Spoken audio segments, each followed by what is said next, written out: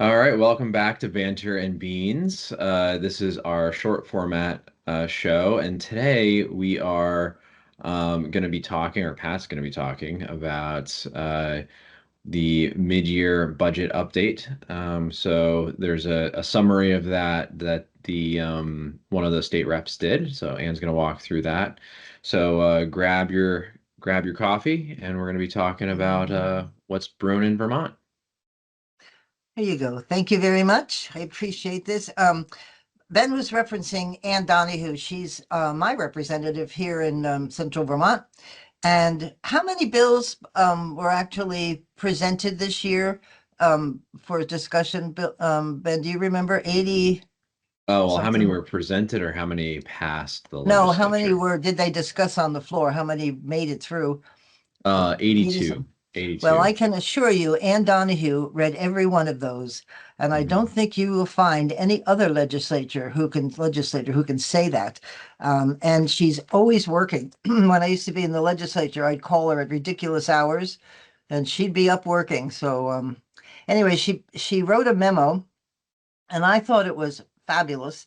And I thought instead of a bill this morning, as Ben mentioned, we I would look at and read to you part of Ann's memo because it's about when the legislature goes home, they have what they call the House and Senate Joint Fiscal Committee, and they review the budget and they get updates on a regular basis from our congressional delegation.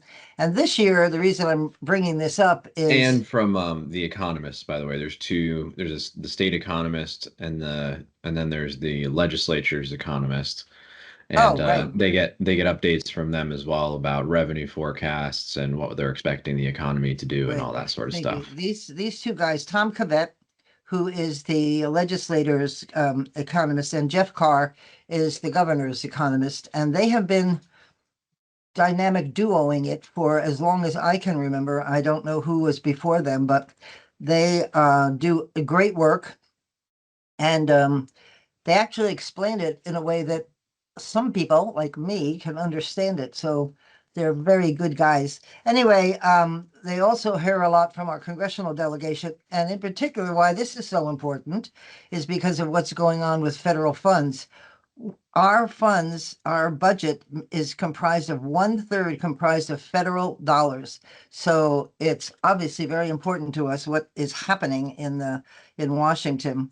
And all in the summer, the emergency board and the Joint Fiscal Committee meet on a fairly regular basis. The chair of House Appropriations is Robin Shu, sorry, and One shoe. also Yeah. Jim Harrison, who's the House Appropriations vice chair. And they sent this information to Anne, and she got it out to her constituents. The e-board. Let's talk about that first. There are four money chairs are on that committee along with the governor, and they meet in emergencies and they meet sort of on a regular basis as well, just to So look at four legislators that are in right, charge of the money committees in the legislature. right, which is Ways and Means, House, Senate, and Appropriations, House and Senate, correct? Yes. Yeah. And then the governor or his designee. They meet twice a year, once in July and again in January. And if you go before the e-board, that's a big thing because it means somebody's in trouble and needs to look at the dollars that are in the budget. I've been to before them when we had an emergency come up in one of the departments I was working at, and we needed permission to spend the money. So it's good they're there. They have the authority over the summer when the legislature's not here. Um, so the general fund revenue for FY 27, which is the budget they'll be working on, excuse me, in January. Goodness, what is happening with my voice? And while Pat's drinking her coffee, I'll just quickly explain the state fiscal years run from June 1 through May 31st. Right. So it's offset from the calendar year. And so the current year that we're in is actually FY 26. And we should add the federal calendar year or fiscal year is October to what's before October? September. September. And then we have the regular calendar a lot of people like myself and others do the calendar January to December. So to balance all that is kind of interesting when you've got three separate dates to work with. Yeah. So we're talking about FY 27, fiscal year 27, it's not as far away as you might think because it actually starts June 1st of 2026. Exactly. Yep, and obviously they're all worried about, as we all are, what's happening in Washington, D.C. We have already gotten some news about some things that aren't very exciting for us. Um, so we're projecting the general fund revenue for FY 27. They're projecting to increase by 2.5% or 61.2 million. And our budget is right up there. It is, I've been watching it. I came here in 91, I think, and every year it just inches up. Not so much, maybe goes a foot up. It really jumps. Um, the good news is that there wasn't a downgrade in our general fund, but the bad news is that 61.2 million is not sufficient to cover state employee salaries and benefits. So that's not good. We have to make that up So because clarification on that, Pat. So there's $62.8 million in revenue increase projected from our current taxes and fees, right? right, and And it's that is not sufficient to cover baseline increases and salaries and things like that. and That's the fundamental problem. this is all contracts, so you have to honor it Right. somehow. Con And It's when contractually obligated based on the state employee's contract. and they call that the Pay Act, what has been agreed to between the legislature, excuse me, between the administration and the VSEA. And when I first came to my first job in state government, all I heard was eat the Pay Act. And I thought, well, what's the Pay Act and why would you want to eat it? And what that means is that I, as a manager, would have to find the money to honor the contract within my budget. And so it's eating the Pay Act. You have to absorb it, and which obviously means a cut in monies that go to programs and other things that a department does. So it's a forced way to find extra money in your budget. And we don't like those words, eat the Pay Act. So if you ever hear it, the people that are talking about it will make a face. I found out But that does raise a good question, though, Pat. Where is that money going to come from, right? yeah, And do we know what the gap is? Like, what is the number that's required? Obviously, 62 million is not sufficient, but what is the number that we would yeah. need? I honestly don't know if they really know now, according to the memo, because of what's happening in Washington. We get 1/3 of our budget, so we're watching it. So every time they do something and cut back on something here in Vermont, we've got to find it, which is why the Joint Fiscal Committee and the E-Board are staying in total touch with our congressional delegation and will be meeting, however, whenever they need it. And I think they're going to be meeting a lot this summer because every time you turn around, there's something else happening in Washington. Yeah. Um, and they're picking some programs that are they're all sort of supporting people that need the support, and it's big decisions to make or hard decisions to make. And I think the Joint Fiscal and E-Board are going to have a lot of hard decisions to make this year. I just saw a op-ed this week from the head of the Champlain Valley Office of Economic Development or Economic Opportunity, sorry, CVOEO. Oh, right. And the one of the things that got cut was heating fuel assistance and weatherization Oh, my was word. part of the federal funds that got cut. So obviously that's significant. There's a lot of Vermonters that rely on emergency heating fuel assistance and things like that. And so this is, you know, is this something that the state is going to try to backfill? And do we have the resources to backfill? And if we do backfill it, what taxes are increasing or what services are we cutting? It's really, and that is one of our most successful programs, if I may. I'm sounding very political here, and I don't mean to, but the truth is that's a program that people rely on, It really, and yeah, they it's need really it. true. Excuse me. I had my air conditioner on in my face last night, Oh and yeah. It goes right to my throat. Okay, we can do this. Anyway, the general fund revenue for FY27 is projected to increase by 2.5%. We just talked about that.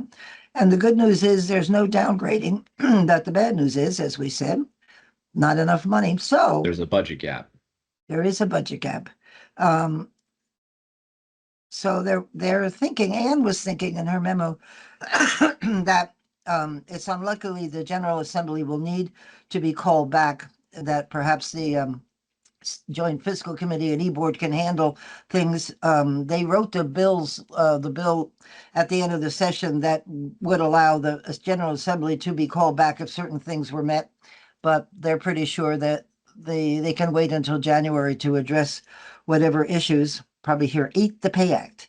So that's an interesting concept. The legislature can set conditions where the e-board can call it back, or the Speaker of the House and the pro tem of the Senate can call Right, the legislature back, but they have to set those conditions prior to adjourning, right. or the governor can call the legislature back And at his discretion at any time. So yes, this happened during COVID, right? Where there was a significant disruption to the state budget mid-budget cycle while the legislature was out, yep. and the governor called the legislature back. Yeah, they're thinking hopefully that they don't have to do that. I remember one time it was they called people back to vote on something very contentious and very important, and one of the representatives was in India or Oh somewhere boy. far, and they called him back, and he came back I for the think I would vote. not come back. I think I would say, Well, sorry, you can he vote came back without me. because of the topic, so he wanted to vote. I'm surprised they don't have legislation that allows you to vote, you know, electronically or something, but maybe someday they'll do that. That is a point of discussion in the House. The Senate is Yeah, very resistant to it. The House is interested in doing that, and you can vote electronically in committee votes, just not on right. floor votes. Yeah. So Well, I think they're eventually working towards every vote will be documented, and then maybe that is. they'll all have to read the bills. Yes, exactly. And that is one of the reasons why people are resistant to it, is because they don't necessarily want their vote recorded for every single vote, Right. because they may not have read the bill, and so they don't want to be held accountable for that vote. They want it to be a voice vote so that, the Which of whole course legislature. is their job, but we won't get into that, We right? will, yes, exactly. We'll just Yes. go right over that. Anyway, so Anne doesn't think, and I'm sure others don't think that they're going to be called back, which is probably a good thing. And our economists reminded us that personal income tax is the key driver of our general fund revenue, which we know. And it will be important to pay attention, as we've talked about, to job growth, the labor market, and inflation, as they are indicators of which direction future general fund revenue may be headed. And of course, the big issue surrounding all of that growth in labor market is housing, because we can have all these people, but there's no place for them to live, which is a bad Exactly. thing.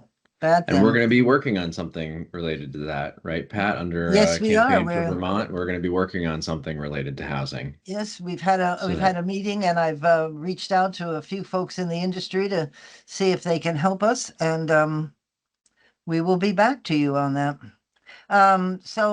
Just a few more things. There was a meeting on July 31st on the JFC agenda, and Anne attended that meeting. I'm not sure in what capacity. I wrote her an email, but I didn't hear back whether she was on a committee to watch this, but knowing Anne, she probably went because that's what she does. Anyway, they had got the usual year-end closeout updates, the Medicaid year-end report, and the review of the consensus revenue forecast, which is what the Joint Fiscal and E-Board try to work on. What is the consensus? Has everybody agreed that this amount of money is what they're dealing with?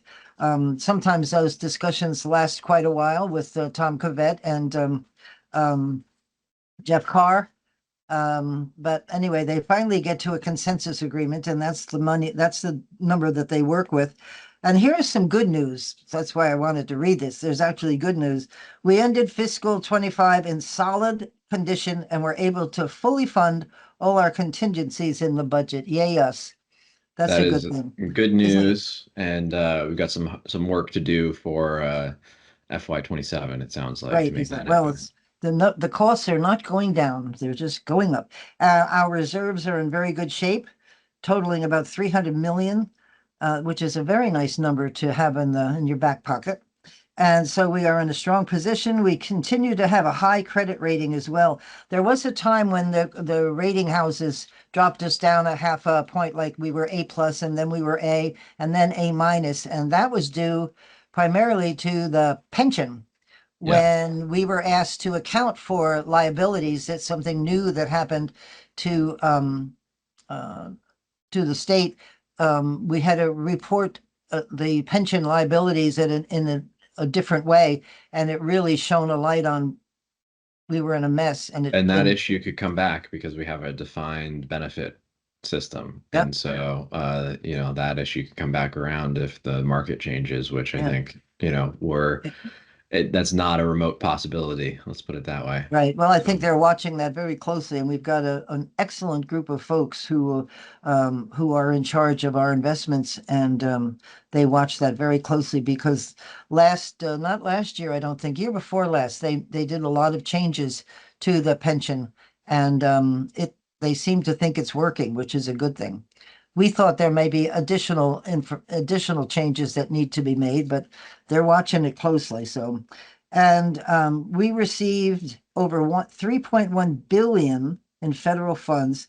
So we will not be able to backfill all potential losses. So the 3.1 billion from the feds don't cover it all either. That's a lot of money, Ben. a lot of money and a lot of risk for the state if those federal dollars start going away, which some of them have already. So Right. we'll continue to watch this. But for today, unfortunately, we're out of time. So I appreciate you bringing this to us, Pat, and No we'll problem. continue to keep an eye on it. I can just say that if anybody wants to look at this closer, go to the Joint Fiscal website. They've got all of these documents, and it'll tell you exactly where we are financially and what's going to happen over the summer. Thanks, Ben. And join us next time to hear what's brewing in Vermont.